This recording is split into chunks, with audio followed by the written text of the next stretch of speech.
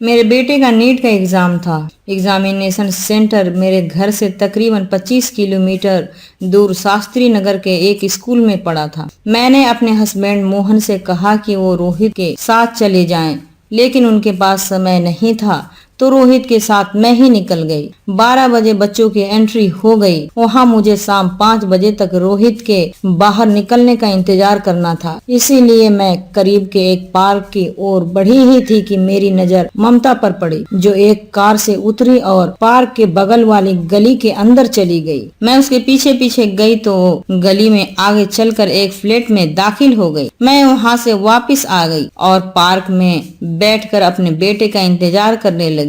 मैं ममता के बारे में सोच रही थी कि वो देखने में किसी अच्छे घर की लड़की लगती है, फिर वो गलत धंधों में कैसे पड़ गई। ममता के बारे में मेरी यह सोच बेबुनियाद नहीं थी।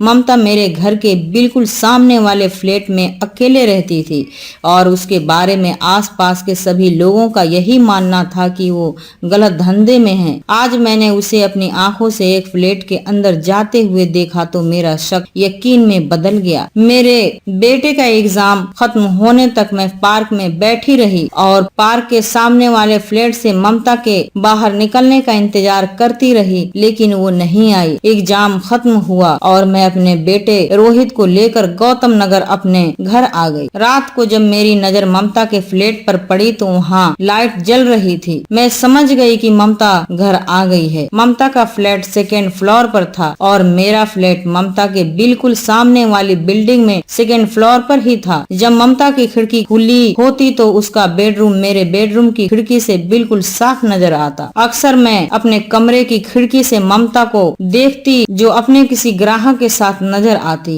अगर ममता अपनी खिड़की बंद भी कर लेती तो भी उसके कमरे के उजाले में मैं उसकी हरकतों को अपने बेडरूम से देख सकती। आज भी उसकी खिड़की खुली तो मैंने अपने बेडरूम की लाइटें बंद की और हमेशा की तरह चाय का कप अपने हाथों में लिए अपनी खिड़की के पास कुर्सी लगाकर बैठ गई। उसके बेडरूम की खिड़की बंद होने से पहले तक वो उन्हीं कपड़ों में थी जिन कपड़ों में मैंने उसे शास्त्री नगर पार्क के पास एक फ्लैट के अंदर जाते हुए देखा था। तभी मुझे एक आदमी नजर आया। उसने ममता को बाहों में भर लिया और ममता ने अपने कमरे की खिड़कियों को बंद कर लिया। काफी देर तक मैं अपनी खिड़की से ममता के फ्लैट पर नजर गड़ाए रही, लेकिन कुछ देर बाद ही उसके कमरे की लाइटें बंद हो गई और मुझे लगा कि अब शो खत्म हो गया। मेरे सामने चल रहे लाइव शो के खत्म होते ही मैं रात के खाने की तैयारी करने किचन में चली गई। थोड़ी देर बाद मेरे हस्बैंड भी अपनी ड्यूटी से घर लौट आए और मैं उन्हें और रोहित को खाना खिलाने में बिजी हो गई। कुछ दिनों बाद जब नीट का रिजल्ट आया तो मेरा बेटा रोहित बहुत दुखी हुआ। रोहित ने बहुत अच्छी तैयारी की थी,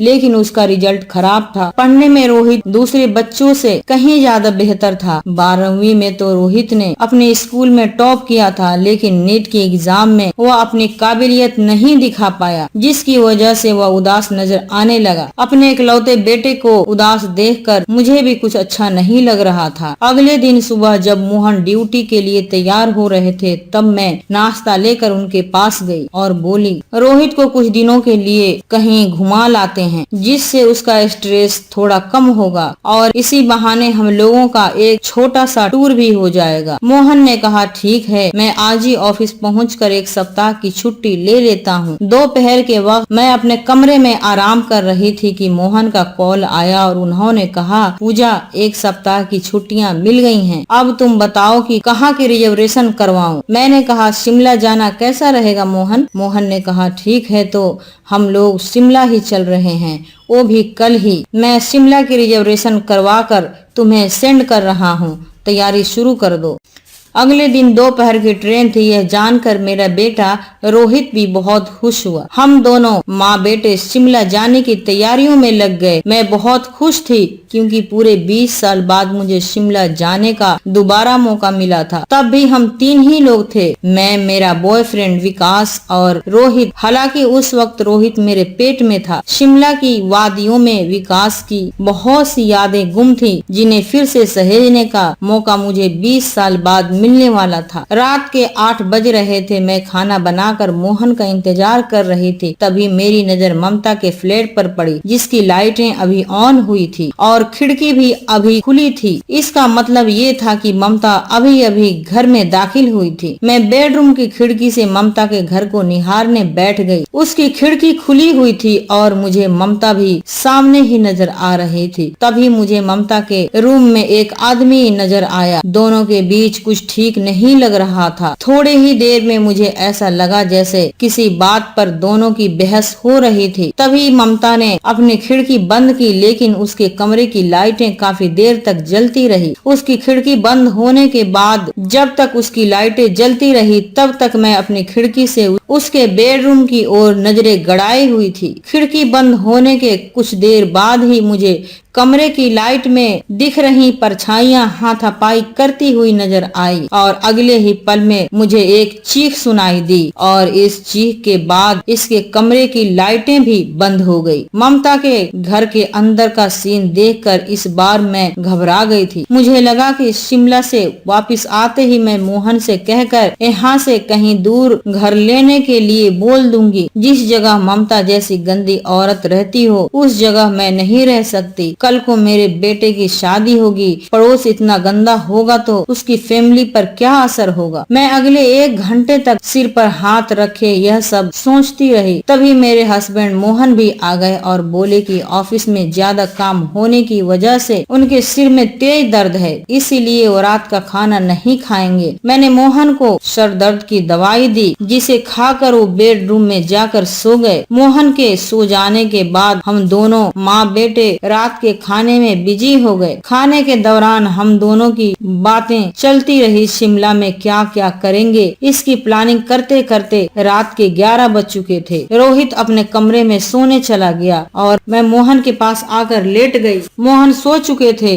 लेकिन मुझे नींद नहीं आ रही थी। मैं रात भर ममता के बारे में ही सोचती रह गई। ममता के सामने वाले फ्लैट में रहने से अब मुझे खतरा महसूस होने लगा था। मैंने सोचा कि मैं यह सब अभी मोहन को बता दूं, लेकिन फिर मुझे लगा कि अगले ही दिन हम लोगों को शिमला के लिए निकलना है, इसीलिए मोहन को बेकार की टेंशन देना भी ठीक नहीं है। रात में देर तक जगने की वजह से सुबह उठने में थोड़ा लेट हो गई और उठते ही शिमला जाने की तैयारियों में लग गई। थोड़ी देर बाद मैं रोहित और मोहन के लिए सुबह का नाश्ता तैयार करने किचन में थी कि दरवाजे की घंटी बजी। मैंने दरवाजा खोला तो सामने पुलिस की वर्दी में खड़े एक आदमी को देख मैं घबरा गई। तभी वो बोला, आप ममता को जानती हैं? ममता का नाम सुनते ही मैं चौंक गई थी। दरवाजे की डोर बेल से मेरे पति मोहन भी जग गए थे और जब उन्होंने सुना कि दरवाजे पर मैं किसी पुलिस कर्मी से बातें कर रही हूँ तो वो भी आ गए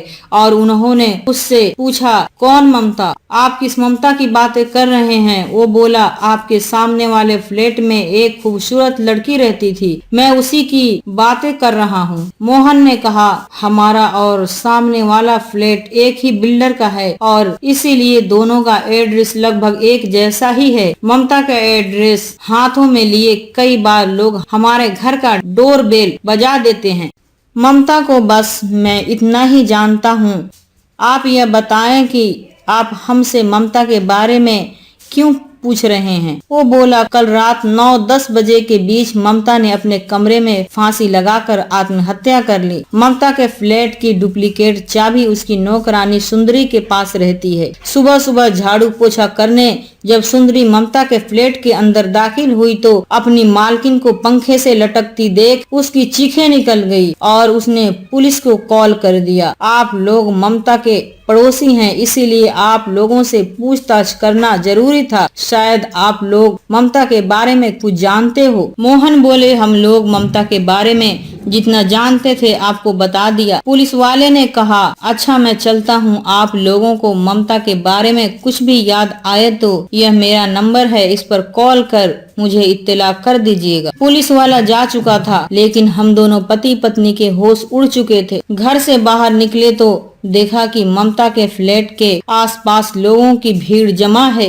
ममता के बारे में लोग तरह तरह की बातें कर रहे थे। मनीषा आंटी को भी भीड़ में देखकर मैं उनकी करीब चली गई। मुझे देखते ही वो बोल पड़ी, जैसी करनी वैसी भरनी, न जाने कितने मर्दों के साथ रोज सोती थी ये औरत। आखिर में उसे क्या हासिल हुआ? जिस्म बेचकर कोई सुकून नहीं खरीद सकता, ऐसे लोग बेमौत ही मारे जाते हैं। पड़ोस में इतनी बड़ी वारदात होने के वजह से मेरा शिमला जाना मुश्किल लग रहा था। मैं घर आकर सिर पर हाथ धरे ममता के बारे में सोचने लगी। कल रात को जो मैंने देखा, क्या मुझे मोहन को सब कुछ बता देना चाहिए? फिर मुझे लगा कि 20 साल बाद तो शिमला जाने का मौका मिला है, यह सब बताकर मैं क्यों बेवजह सरदर्दी मोल लूं? ममता को उसके कुकर्मों की सजा आज नहीं तो कल मिलनी ही थी। उसकी वजह से मैं अपना टूर क्यों बर्बाद करूं? तभी मोहन मेरे करीब आए और बोले, पूजा क्या करें बताओ, पड़ोस में इतनी बड़ी वारदात हो गई है, ऐसे में क्या हमारा शिमला जाना ठीक रहेगा? मैंने कहा, उस वारदात से हमारा क्या लेना देना मोहन? ममता कोई अच्छी लड़की नहीं थी, ना जाने उसने कितनों का घर बिगाड़ा होगा, उसे तो मरना ही था, उसके लिए हम क्यों टेंशन ले? रोज ही न जाने ऐसी कितनी ही वारदातें होती हैं, तो क्या हम जीना छोड़ दें? सामान तैयार है, तुम स्टेशन तक के लिए कैब बुक कर लो, हम निकलते हैं। मेरे इस बात पर मोहन थोड़ी देर के लिए खामोश हो गए, फिर मेरे करीब आकर बैठ गए और बोले, वो औरत कैसी भी थी, लेकिन थी तो हमारी पड़ोसी ही न। इंसानियत भी कोई चीज होती है पूजा, हम एक दिन बाद भी तो शिमला जा सकते हैं। मैंने सप्ताह भर की छुट्टी ली है, आज हम शिमला का ट्रिप कैंसिल कर देते हैं और मैं कल के लिए रिजर्वेशन करवा लेता हूँ। मैं तो शिमला जाने के लिए बेताब बैठी थी, लेकिन मेरे पति की बात भी सही थी, एक दिन रुक जाने में कोई बुराई नहीं थी। मैं घर के जरूरी काम निपटाकर ममता के फ्लैट की ओर गई तो पता चला कि पुलिस उसकी बॉडी को पोस्टमार्टम के लिए ले जा चुकी है और उसका फ्लैट सील कर दिया गया है। यह सब जानकारी लेकर मैं अपने घर लौट आई। शाम को मेरे घर की घंटी बजी तो मोहन ने दरवाजा खोला। वही पुलिस वाला दोबारा सामने खड़ा था। उसने कहा, क्या मैं अंदर आ सकता हूँ? मोहन ने उसे अंदर बुला लिया और मुझे चाय बना लाने का इशारा किया तो मैं किचन की ओर बढ़ गई और 2 लोगों की चाय चढ़ाकर वापस लौट आई। पुलिस वाले ने कहा, मेरा नाम अशोक है और इस केस की जांच मैं ही कर रहा हूँ। हमने इस गली में लगे कुल 4 सीसीटीवी कैमरों के फुटेज की जांच की। ममता के फ्लैट में कुल 4 फ्लोर हैं और ममता सेकेंड फ्लोर पर रहती थी। शुरुआती जांच में हमने देखा कि रात 9 बजे के करीब ममता अपनी बिल्डिंग में दाखिल हुई। उसके बिल्डिंग में दाखिल होने के कुछ समय पहले और कुछ समय बाद में भी कई लोग बिल्डिंग में दाखिल हुए। बिल्डिंग के चारों फ्लोर पर रहने वाले सभी लोगों से हमने उन लोगों की पहचान करवाई तो ऐसा कोई व्यक्ति हमें सीसीटीवी फुटेज में नहीं मिल पाया जो संदिग्ध हो। इसीलिए अभी तक के जांच में यही नजर आ रहा है कि ममता ने सुसाइड किया है। पोस्टमार्टम रिपोर्ट और शुरुआती जांच में भी यही बात निकल कर आई कि उसने अपनी मर्जी से सुसाइड किया है, लेकिन ममता के कमरे से हमें कोई सुसाइड नोट नहीं मिला। ममता के घर से 2 अलग अलग आदमियों के पैरों के निशान मिले हैं, जिससे यह मामला पेचीदा हो गया है। मैं आपके पास इसीलिए आया हूँ कि जब मैंने ममता के बेडरूम की खिड़की से बाहर झांका तो मुझे बिल्कुल सामने आपका फ्लैट नजर आया। अगर रात में उसके घर कोई आया और उसने ममता की हत्या की तो आपके घर तक उसके चीखने की आवाज भी जरूर आई होगी, या अगर उस वक्त आपकी खिड़की खुली होगी तो शायद आप लोगों ने कुछ तो जरूर ही देखा होगा। इंस्पेक्टर अशोक की इन बातों को सुनकर मेरे होश उड़ चुके थे। मैंने रात वाली बात अब तक अपने हस्बैंड को नहीं बताई थी। अगर अब मैं वो बातें इंस्पेक्टर को बताती तो मोहन को शायद अच्छा नहीं लगता, इसीलिए मैंने रात की वारदात पर खामोश रहना ही ठीक समझा। तभी मेरे पति ने इंस्पेक्टर से कहा, कल रात को मैं खुद 10 बजे ड्यूटी से घर पहुंचा हूं। मेरे सर में दर्द हो रहा था, इसीलिए घर आते ही मैं सो गया और सुबह जब आपने दरवाजे की बेल बजाई तब मेरी नींद खुली खुली। मैंने ना तो कोई चीख सुनी और ना ही मैंने खिड़की से बाहर झांकने की ही कोशिश की। इंस्पेक्टर ने मेरी ओर देखा और पूछा, बहन जी, ये तो घर में नहीं थे, आपने या आपके बेटे ने ऐसा कुछ देखा सुना हो? मैंने झट से कहा, नहीं, मैंने तो कुछ नहीं देखा और मेरा बेटा उस वक्त अपने रूम में बैठकर पढ़ रहा था, इसीलिए उसने ऐसा कुछ नहीं देखा न सुना। इंस्पेक्टर ने जब मेरी ओर देखा तो मैं तभी घबरा गई थी। उसका सवाल सुनकर तो मैं और भी ज्यादा बेचैन हो गई। मैंने अपने चेहरे की बेचैनी को छुपाने की भरसक कोशिश भी की, लेकिन मैं कोई सातिर अपराधी तो थी नहीं, इसलिए इंस्पेक्टर ने मेरी घबराहट को महसूस कर लिया और बोला, क्या मैं वो कमरा देख सकता हूँ जिसकी खिड़की ममता के फ्लैट से नजर आती है? इंस्पेक्टर को लेकर मोहन बेडरूम की ओर बढ़ गए, लेकिन मेरे पसीने छूटने शुरू हो चुके थे। इंस्पेक्टर ने पूरे घर का जायजा लिया और फिर आकर सोफे पर बैठ गया। मैं ये भी भूल चुकी थी कि मैंने किचन में चाय चढ़ाई हुई है। जब चाय जलने की महक मोहन के नाक तक पहुँची तो उन्होंने मुझसे कहा, पूजा, चाय लेकर आओ। चाय की एक चुस्की लेकर इंस्पेक्टर ने कप टेबल पर रख दिया और बोला, क्या मैं तुम्हारे लड़के से कुछ पूछताछ कर सकता हूँ? मोहन ने कहा, देखिए सर, जितना हम जानते थे आपको बता चुके। अब इस मामले में मेरे बेटे को मत घसीटिए। वो स्टूडेंट है और नीट का उसका रिजल्ट खराब आने से वो थोड़ा स्ट्रेस में भी है। आपकी बातों से वो घबरा जाएगा। उसके स्ट्रेस को दूर करने के लिए ही हमें आज शिमला के लिए निकलना था, लेकिन पड़ोस में हुई वारदात की वजह से हम लोगों ने आज का ट्रिप कैंसिल कर दिया। इंस्पेक्टर ने कहा, ठीक है, कोई बात नहीं, आप लोग कल शिमला के लिए निकल जाइए और अपना नंबर मुझे दे दीजिए ताकि कोई जरूरत हो तो मैं आपसे बात कर सकूं। इंस्पेक्टर के जाने के बाद पूरे दिन मैं टेंशन में रही। मोहन ने मुझे समझाने की कोशिश भी की, लेकिन इंस्पेक्टर की बातों से मुझे एक अनजान सा डर सताने लगा था। ममता के रूम में एक आदमी को मैंने अपनी आंखों से देखा था। मुझे यकीन था कि इसी आदमी ने ममता को मारकर फांसी पर लटका दिया होगा, जिसे पुलिस आत्महत्या समझ रही है। दरअसल ये हत्या का मामला था और इस हत्या की चश्मदीद गवाह मैं खुद थी। अगर मैं पुलिस को सब कुछ बता दूं तो हो सकता है कि कातिल जल्द पकड़ा जाए, लेकिन अब तक देर हो चुकी थी। अब अगर मैंने अपना बयान बदला तो मैं मोहन की नजर में भी गिर जाऊंगी। यह सोचकर मैंने तय कर लिया कि किसी भी सूरत में मैं अब किसी को कुछ नहीं बताऊंगी। अगले दिन हम लोग शिमला के लिए निकल पड़े। शिमला पहुँचे तो रात हो चुकी थी। ट्रेन से उतरने के बाद हम लोगों ने टैक्सी पकड़ी और शिमला मार्केट की ओर चल दिए। वहाँ पहुँची तो सामने ही शिमला कॉटेज नजर आ गया, जो पिछले 20 सालों में ज्यादा नहीं बदला था। मैंने मोहन से कहा कि हमारे ठहरने के लिए यह होटल अच्छा रहेगा, तो मोहन भी मेरी बात मानकर शिमला कॉटेज की ओर बढ़ गए। होटल महंगा होने के कारण मोहन ने हम 3 लोगों के लिए एक ही रूम बुक किया और यह संयोग था या मेरी मोहब्बत की ताकत थी कि हमें कमरा नंबर 112 मिल गया था। इस कमरे से मेरी यादें जुड़ी हुई थी, इसीलिए कमरे के अंदर पहुंचते ही मेरे दिल को बेहद सुकून मिला। मेरा बेटा रोहित भी कमरे में आकर राहत महसूस कर रहा था। ऐसा लग रहा था जैसे रोहित के लिए यह कमरा नया नहीं हो, लेकिन मैं जानती थी कि रोहित पिछली बार जब इस कमरे में आया था तब वो मेरे पेट में था और मैं अपने प्रेमी विकास के साथ यहाँ आई थी। शिमला कॉटेज के रूम नंबर 112 में इस वक्त हम 3 लोग थे। खाना खाकर कल की टूर की पूरी प्लानिंग के बाद दोनों बाप बेटे पलंग पर लेट गए और मैं एक गद्दा और रजाई लेकर जमीन पर लेट गई और 20 साल पुरानी यादों में खो गई। तब मैं लखनऊ में अपने घर रहती थी और कोचिंग के लिए आलमबाग जाया करती थी। वहीं मुझे विकास मिला जो मेरी ही कोचिंग में पढ़ाता था। मैं विकास से बहुत प्यार करने लगी थी, लेकिन मैं जानती थी कि विकास से शादी करना हम दोनों के लिए बेहद मुश्किल फैसला साबित होने वाला था। विकास पहले से शादीशुदा था। इधर जब मेरे घर वालों को शादीशुदा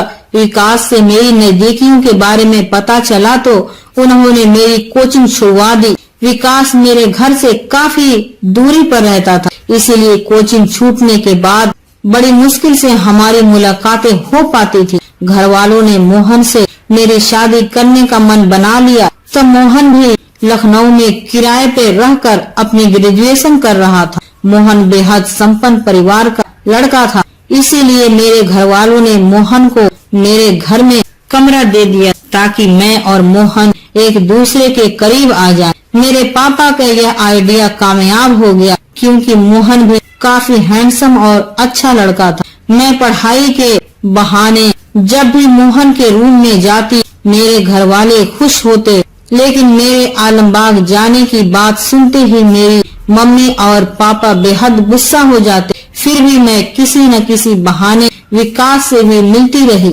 एक दिन मैं अपने घर की छत पर मोहन के रूम में थी। इसी बीच मोहन ने मुझे किस किया और फिर हम दोनों के बीच वह सब कुछ हो गया जिससे मैं अब तक बचती हुई आ रही थी। मोहन के रूम से लौटने के बाद मैं अपने कमरे में गई और रोने लगी। मुझे ऐसा लगा कि मैंने विकास के साथ बहुत बड़ा धोखा कर दिया। अगर मैं विकास से सच्चा प्यार करती हूँ तो फिर मोहन के साथ वो सब क्यों? मैं विकास के साथ जब भी मिलती तो गर्भ निरोधक का इस्तेमाल करती ताकि मैं प्रेगनेंसी से बच पाऊं, और मोहन के साथ वो सब होने के बाद भी मैंने तुरंत अपने पलंग के अंदर छुपाई हुई गोलियां निकाली और 2 गोली एक साथ गटक गई। इस घटना के 20 दिन बीत गए। इस बीच मैंने मोहन से दूरी बनाए रखी। मोहन भी उस दिन की घटना से बेहद शर्मिंदा था, इसीलिए वो भी मुझसे नजरें चुराने की कोशिश में लगा रहा। एक दिन मैं घर से बहाना बनाकर निकली और सीधे विकास के पास चली गई। तब विकास मुझे साथ लेकर अपने एक स्टूडेंट के रूम में पहुंचा। इस रूम में विकास और मेरे अलावा कोई और न था। पूरे दिन हम दोनों उस कमरे में रहे। इस बीच हम दोनों के बीच वो सब कुछ हुआ। मैं शाम को घर लौटी तो पता चला कि मोहन अपने गांव चला गया। मुझे अब मोहन की कोई परवाह भी नहीं थी। मैंने तय कर लिया था कि मैं मोहन से नहीं बल्कि विकास से शादी करूंगी। मोहन की पहली बीवी बनने से अच्छा था कि मैं विकास की दूसरी बीवी बन जाऊं। लेकिन ये होगा कैसे? तब मेरे दिमाग में एक आइडिया आया कि मैं आज पूरे दिन विकास के साथ थी। मैंने तय किया कि मैं आज गर्भ निरोधक नहीं लूंगी और कुछ महीनों के बाद विकास पर शादी के लिए दबाव बनाऊंगी तो वो मुझे प्रेग्नेंट देख मजबूर हो जाएगा और उसे मुझसे शादी करनी ही पड़ेगी। 2 सप्ताह के बाद जब मैंने खुद से अपनी प्रेगनेंसी टेस्ट की तो मेरी खुशी का ठिकाना न रहा। मेरे पेट में विकास का बच्चा पल रहा था, लेकिन मैंने सब्र से काम लिया। अगर इस वक्त मैं विकास को यह बात बता देती तो वो मुझ पर बच्चा गिराने का दबाव बनाता। इसीलिए मैंने वक्त का इंतजार किया और जब मुझे लगा कि अब मामला विकास के हाथ से निकल चुका है, मैंने उसे शिमला चलने को मना लिया। मैं घर में बहाना कर एक दिन के लिए विकास के साथ शिमला पहुंच गई और तब मुझे शिमला कॉटेज में यही 112 नंबर का रूम मिला था।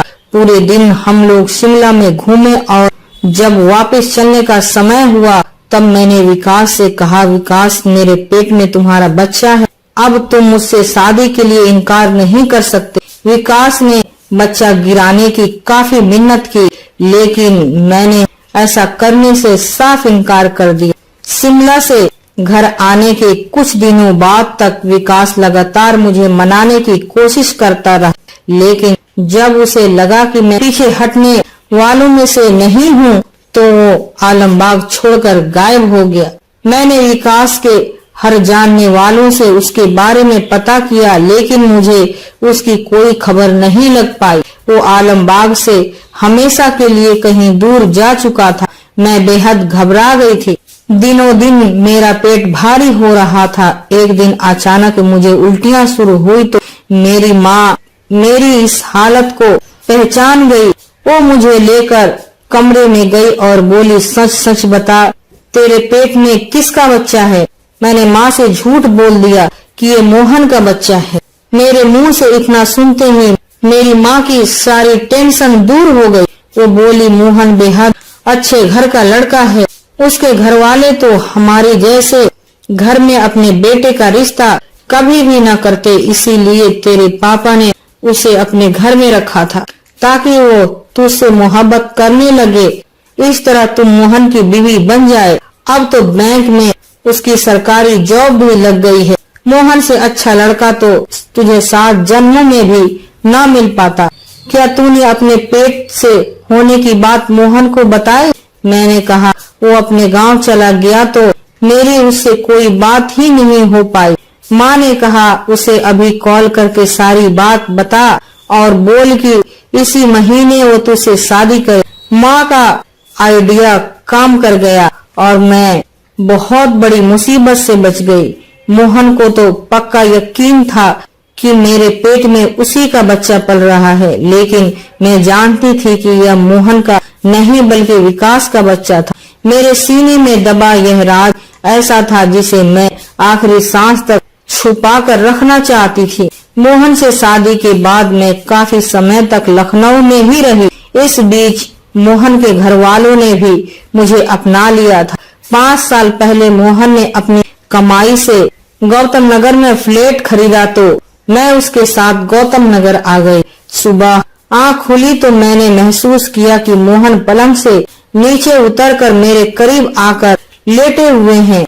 मोहन आज भी मुझसे बेहद प्यार करते हैं। यह बात जानकर मैं कभी कभी खुद को बेहद खुशनसीब समझने लगती थी। हालांकि मैं भी मोहन से बहुत प्यार करती थी और यह बात भी पूरी दुनिया को मालूम था। मैंने मोहन को जगाया और फिर वो टॉयलेट में फ्रेश होने चले गए। हम तीनों ने कुल 3 दिनों तक शिमला में खूब मस्ती की। मोहन का इरादा था कि शिमला से मनाली चले, लेकिन इसी बीच मोहन के नंबर पर गौतम नगर थाने से इंस्पेक्टर अशोक का कॉल आ गया और हम लोग गौतम नगर लौट आए। शाम को ही इंस्पेक्टर अशोक हमारे ड्राइंग रूम में बैठा था और मोहन से ममता के केस के बारे में चर्चा कर रहा था। मैंने चाय टेबल पर रखा ही था कि इंस्पेक्टर ने मुझसे पूछा, क्या ममता कभी किसी काम से आपके घर आई थी? मैंने कहा नहीं, वो पड़ोस में किसी से मतलब नहीं रखती थी। इंस्पेक्टर ने गहरी सांस ली और कहा, दरअसल आप लोगों को इतना अर्जेंटली बुलाने का कारण ये था कि ममता की कॉल डिटेल से हमें पता चला है कि ममता का एक आदमी के साथ गहरा संबंध था। ममता के नंबर से सबसे ज्यादा कॉल उसी आदमी के नंबर पर की गई थी। जब पुलिस ने उस नंबर को ट्रेस किया तो पता चला कि ये नंबर शास्त्री नगर में एक्टिव था और ममता की मौत के बाद यह नंबर स्विच ऑफ हो गया।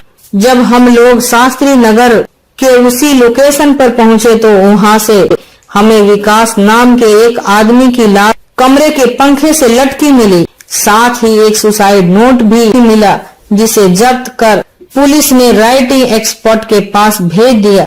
इंस्पेक्टर के मुंह से विकास का नाम सुनकर एक बार फिर मेरे होश उड़ चुके थे। अब मैं समझ गई थी कि उस दिन ममता को मैंने जब शास्त्री नगर में देखा था तो वह विकास से ही मिलने गई थी।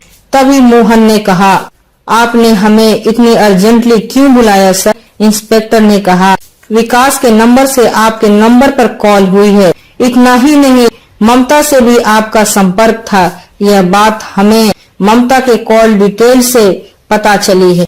आपको इसी वक्त मेरे साथ थाने चलना होगा और मुझे आपके वो जूते भी चाहिए जो 8-9 तारीख की रात पहनकर ड्यूटी गए थे। इंस्पेक्टर की इस बात से मैं सदमे में आ गई थी।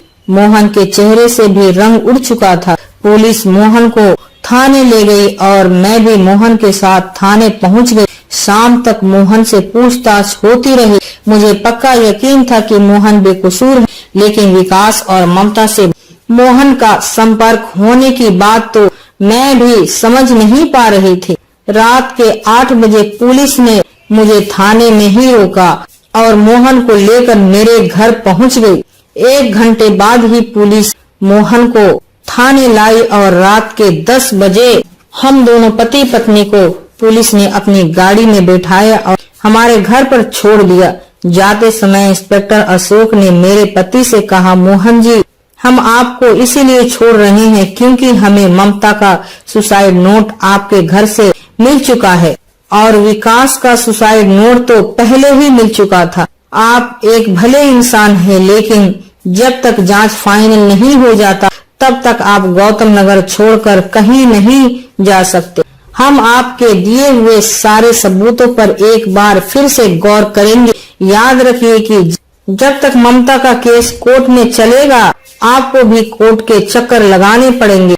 अशोक के जाने के बाद मोहन मेरे करीब आए, लेकिन मैं उनसे बेहद नाराज थी। मैंने रोहित को आवाज लगाई, वो भी बेहद घबराया हुआ था। मैंने उससे कहा कि सब ठीक है, तुम्हें टेंशन लेने की कोई जरूरत नहीं। तुम जाओ और बाहर से रात का खाना ले आओ, वरना ढाबा बंद हो जाएगा। रोहित के जाने के बाद मैंने मोहन से गुस्से में कहा, तुम 20 साल से मेरे साथ हो, मैं तुम्हें दुनिया का सबसे अच्छा पति समझती रही, लेकिन तुमने मुझसे नहीं बताया कि ममता तुम्हारी रखेल है, वरना आज तुम इतनी बड़ी मुसीबत में ना फंसते। मुझे पूरी बात बताओ कि तुम्हारा ममता और विकास से क्या रिश्ता था। मोहन ने कहा, बात 21 साल पुरानी है, तब मेरी शादी हो चुकी थी। मैं एसएससी की तैयारी कर रहा था और मेरी बीवी ममता भी बीएड की तैयारी में थी। मैंने अपने घर वालों को राजी किया कि वो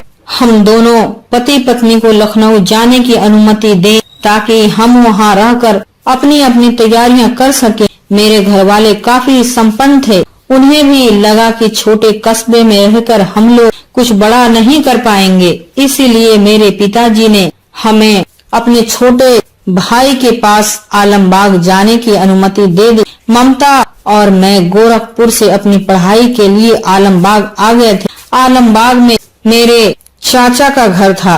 मैं और ममता उन्हीं के यहाँ रहने लगे। मैंने नजदीक के कोचिंग में ममता का एडमिशन करवा दिया। कुछ समय बाद ही ममता अचानक गायब हो गई। उसे बहुत ढूंढा, लेकिन उसकी कोई खबर नहीं लगी। इस घटना से सबसे ज्यादा मैं दुखी हुआ, क्योंकि अपनी बीवी के लखनऊ पढ़ने के लिए मैंने ही अपने घर वालों को राजी किया था। 1 साल बाद मुझे ममता के बारे में जानकारी मिली। उसने अपने ही कोचिंग वाले के साथ शादी कर ली थी। उसकी इस बेवफाई को जानकर भी मैंने उससे कुछ नहीं कहा। ममता के लिए विकास बिल्कुल भी सही आदमी नहीं था। मेरे घर वालों को जब ममता के लव मैरिज की बात पता चली तो उन्होंने इसका कसूरवार मुझे ही मान लिया और मुझसे अपने सारे रिश्ते तोड़ लिए। ममता से विकास की शादी के बाद मैंने आलमबाग छोड़ दिया और लखनऊ आकर रहने लगा। 1 साल बाद मेरी मुलाकात तुम्हारे पापा से हुई, जो मेरे गांव के ही रहने वाले थे। उनके कहने पर ही मैं तुम्हारे घर आकर रहने लगा। फिर तुमसे मेरी शादी हो गई। 15 सालों तक मेरा ममता से कोई संपर्क नहीं हुआ। 5 साल पहले जब मैं यहाँ आया तो मुझे एक दिन अचानक ममता मिली।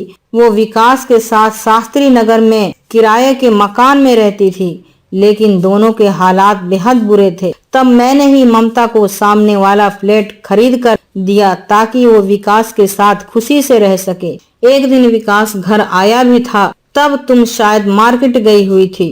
वो दीवार पर टंगी मेरी और तुम्हारी तस्वीर को निहारने लगा और फिर न जाने उसे क्या हुआ कि वो सीधे उठ खड़ा हुआ और फिर कभी इधर नहीं आया। ममता के पास भी वो केवल रात को ही आता और सुबह भोर में उठकर शास्त्री नगर चला जाता। शास्त्री नगर में ही उसका कोचिंग था। पिछले कुछ दिनों से विकास और ममता के बीच टेंशन चल रही थी। विकास ममता पर दबाव डाल रहा था कि वह यह फ्लैट बेचकर रुपये उसको दे दे, लेकिन ममता ऐसा करना नहीं चाहती थी। तुमसे नजरें बचाकर कभी कभी मैं ममता के पास जाता। 9 तारीख की रात विकास और ममता की लड़ाई हुई थी।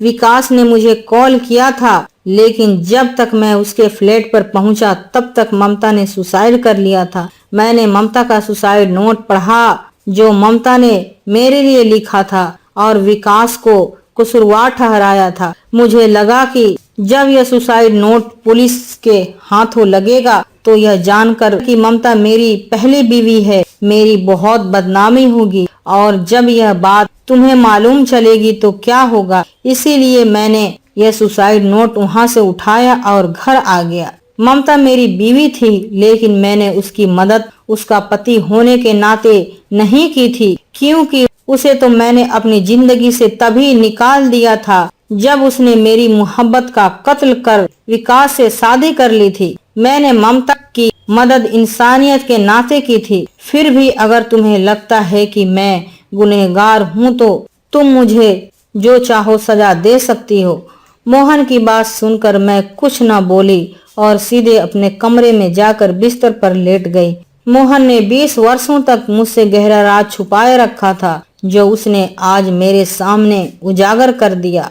क्या मैं मोहन जितनी हिम्मत कर सकती हूँ? क्या मैं अपने गहरे राज मोहन के सामने उजागर करने की हिम्मत कर सकती हूँ, जो मैंने उससे 20 सालों तक छुपाए रखा? अगर मोहन गुनहगार था तो मैं भी गुनहगार हूँ। मैं यह सब सोच रही थी कि मोहन मेरे करीब आया और मेरे पैरों को पकड़कर रोने लगा। मैं झट से उठी और मैंने मोहन को गले लगा लिया। ममता से मेरा एक अनजान सा रिश्ता था, जो मुझे अब समझ आ रहा था। अगर वो ना होती तो शायद उसकी जगह मैं होती, और आज जो ममता के साथ हुआ वो मेरे साथ होता। विकास को उसके किए की सजा मिल चुकी थी, लेकिन ममता के बारे में मैं बिल्कुल गलत साबित हुई।